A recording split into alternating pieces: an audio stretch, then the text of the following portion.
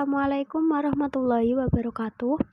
Kami dari kelompok 9 akan mempresentasikan hasil dari diskusi kelompok kami yang berjudul Sistem Informasi Pemasaran dan Sistem Informasi Manufaktur. Kelompok kami beranggotakan saya sendiri, yaitu Silvita Ayu Pratiwi, yang kedua Maunatun Nadifah, yang ketiga Winda Mastuti. Untuk materi yang pertama yaitu pengertian sistem informasi pemasaran dan sistem informasi manufaktur.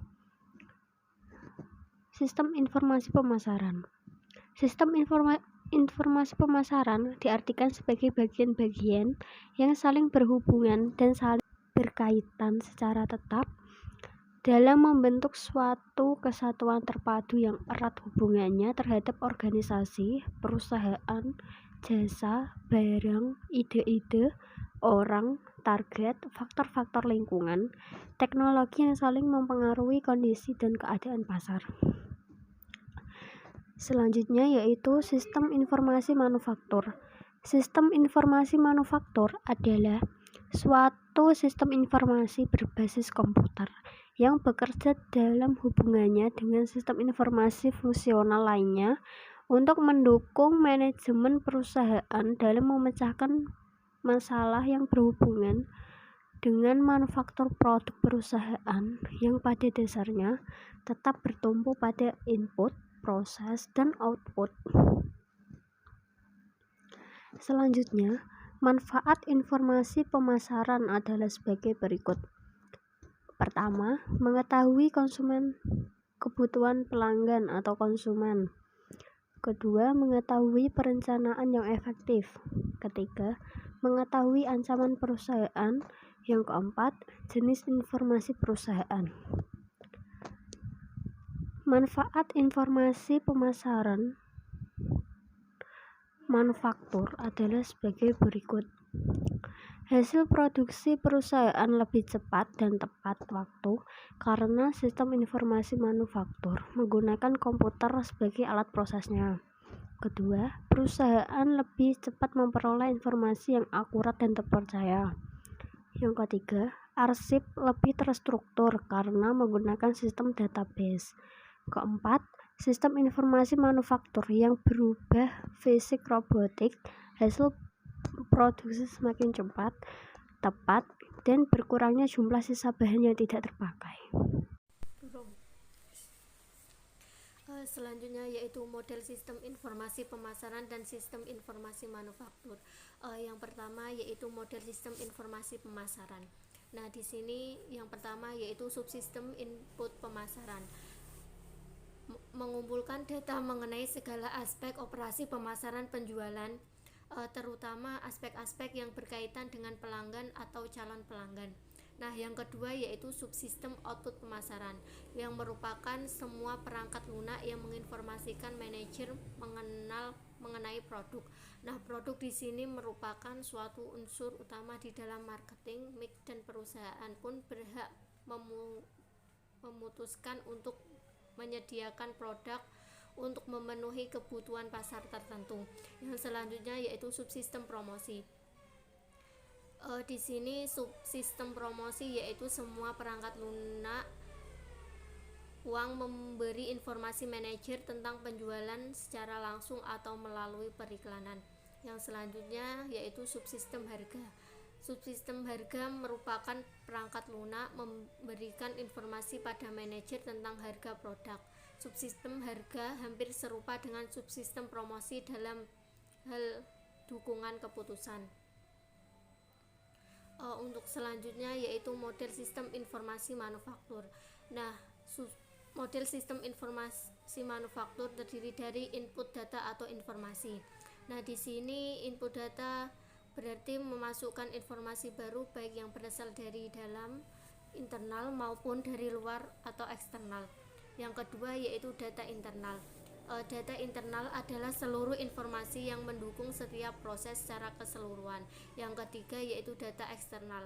Untuk data eksternal sendiri merupakan informasi yang sifatnya berasal dari luar perusahaan, di mana mendukung setiap proses pengeluaran data untuk menghasilkan informasi yang dapat bermanfaat. Yang selanjutnya yaitu subsistem input. Subsistem input ini terdiri dari sistem informasi akuntansi. Subsistem informasi akuntansi ini digunakan untuk mengumpulkan data internal yang dapat menjelaskan terkait operasi manufaktur dengan data transaksi perusahaan serta supplier. Contoh dari penerapannya adalah pegawai bagian produksi memasukkan data dalam sistem dengan menggunakan media yang mampu dibaca baik oleh mesin maupun perangkat keyboard. Yang kedua yaitu subsistem intelligent manufaktur. Subsistem intelijen manufaktur digunakan untuk mengetahui perkembangan terakhir mengenai sumber material, pekerja, dan mesin. Nah, yang selanjutnya yaitu subsistem industrial engineering, yaitu merupakan sistem yang terlatih khusus untuk dapat mempelajari mengenai operasi dalam manufaktur dan membuat mekanisme perbaikan. Industrial engineering ini meliputi data khusus dalam perusahaan untuk kebutuhan penetapan proses produksi. Yang selanjutnya yaitu subsistem kualitas. Terkait dengan subsistem kualitas meliputi biaya waktu kualitas, pemilihan supplier, dan performa kerja. Fungsi dari sistem kualitas sendiri digunakan untuk mengukur kualitas dari material saat diubah. Selanjutnya, karakteristik dan jenis sistem informasi pemasaran dan manufaktur. A. Karakteristik sistem informasi pemasaran. Yang pertama, sistem berbasis komputer. Dalam sistem informasi pemasaran, semua informasi dikumpulkan, dianalisis, dan dikomunikasikan melalui perangkat komputer, dan informasi pemasaran yang berguna disimpan dalam mikrofilm. Yang kedua, informasi cepat, selektif, dan akurat. Organisasi dapat memelihara database pemasaran yang relevan melalui sistem informasi pemasaran yang dapat diakses dengan segera dan akurat kapan saja. Yang ketiga, aksesibilitas mudah.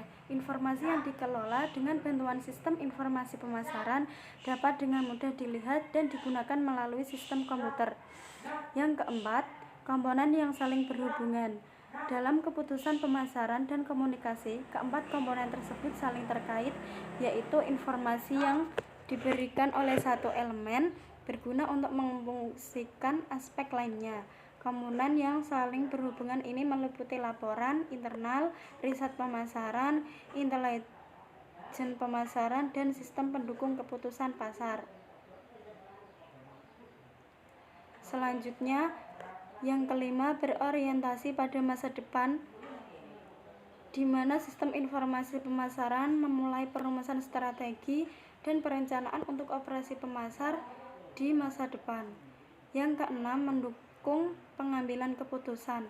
Karena sistem ini menyediakan database pemasaran yang akurat, tentunya dapat digunakan untuk pengambilan keputusan secara instan oleh manajer pemasaran. Yang ketujuh, informasi yang konsisten.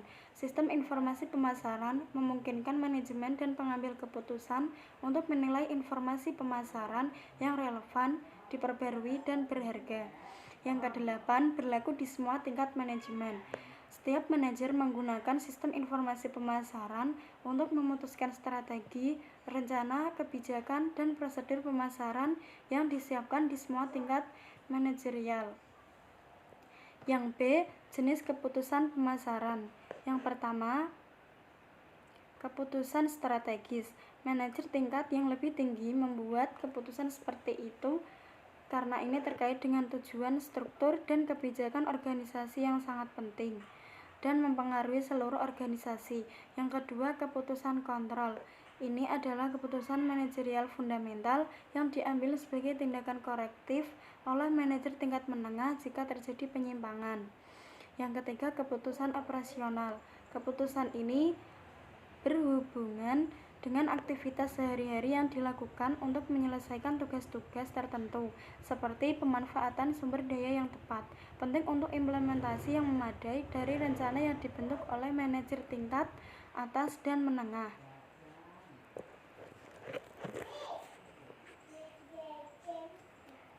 Selanjutnya, pada karakteristik dan jenis sistem informasi pemasaran, Selanjutnya, pada karakteristik dan jenis sistem informasi pemasaran dan manufaktur. Pada karakteristik perusahaan manufaktur, yang pertama, pendapatan berasal dari penjualan. Perusahaan menjual berbagai produk mulai dari produk setengah jadi hingga produk jadi, seperti peralatan rumah tangga dan makanan. Yang kedua, persediaan produk fisik. Umumnya, perusahaan manufaktur menjual produk fisik yang dapat dilihat dan disentuh, berbeda dengan perusahaan jasa. Persediaan pada perusahaan manufaktur dapat berupa barang jadi, siap jual, baik bahan baku atau bahan setengah jadi. Yang ketiga, kegiatan manufaktur. Karakteristik perusahaan manufaktur selanjutnya adalah adanya aktivitas manufaktur atau pabrik.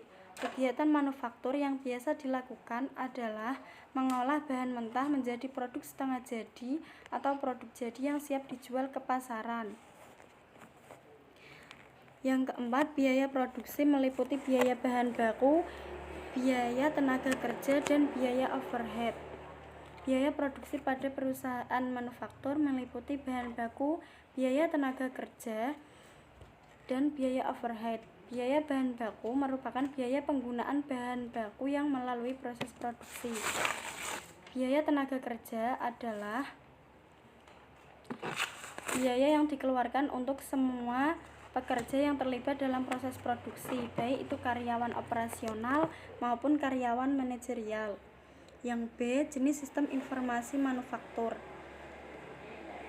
Make to stock (MTS), di mana jenis produksi ini biasanya digunakan oleh perusahaan manufaktur tradisional sebagai strategi produksi mereka. B. Make to order. Pada jenis MTO, konsumen bisa memesan produk yang disesuaikan dan diproduksi sesuai spesifikasi yang diinginkan. Yang ketiga, make to assemble, di mana strategi produksi MTA menggunakan perkiraan permintaan pasar untuk menyimpan bahan dasar produk, tetapi proses perakitan produk dilakukan setelah mendapatkan pesanan dari konsumen.